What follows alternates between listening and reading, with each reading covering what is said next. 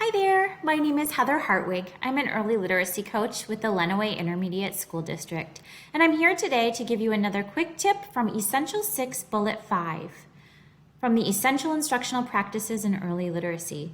Today's quick tip from Essential 6 deals with sentence construction.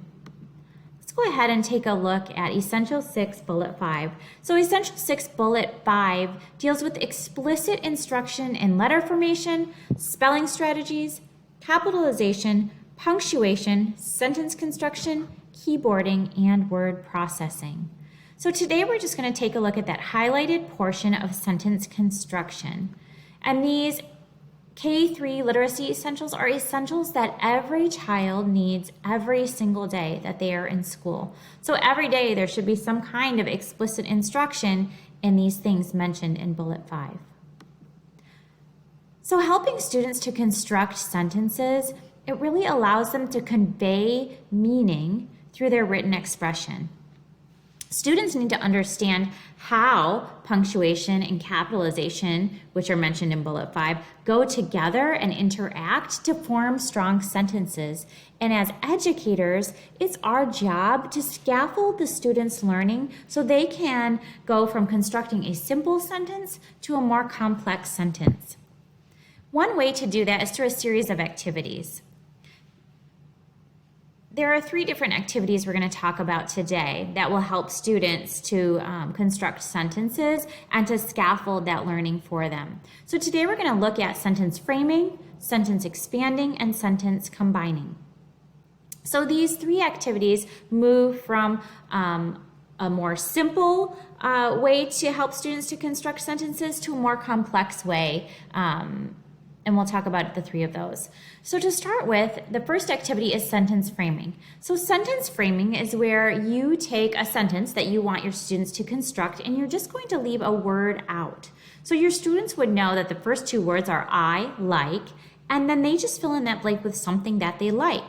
Now you may have a specific, you've given your students a specific purpose and audience for their writing, and so they would know what you wanted them to insert in those blanks based on who their audience was and what the purpose of their writing was. So they're just going to fill in those blanks, and you're framing the sentence for the student. They don't even have to worry about capitalization and punctuation. They just worry about writing a word in that blank. So I like blank, I like to blank and blank, and when I blank, I like to blank. So you're helping them to form sentences just by inserting a simple word in that blank.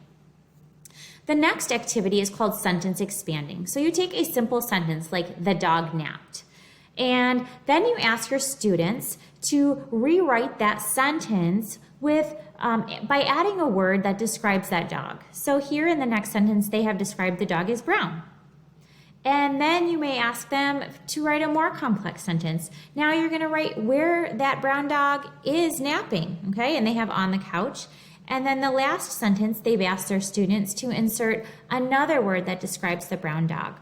So now we have the lazy brown dog napped on the couch. In sentence combining, you're taking a series of sentences, 2, 3, maybe even more sentences that don't really sound well written in isolation, but when you combine them together, they sound more fluid and more seamless. So taking the 3 sentences, the boy was riding his bike, the boy was careless, the boy ran into a tree, and combining that into one sentence, the boy was careless while riding his bike, so he ran into a tree. And you can hear that that last sentence just sounds more fluid, sounds more natural, just how we might speak.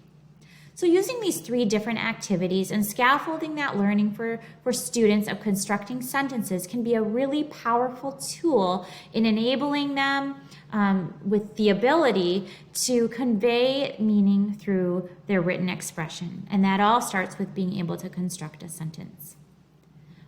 All of today's information was found in the K-3 Literacy Essentials and What Works Clearinghouse. If you want more information from these 2 sites, you can scan the QR codes on your screen. My contact information is also on the screen. Let me know if you have any questions or if I can help you in any way. Have a wonderful day.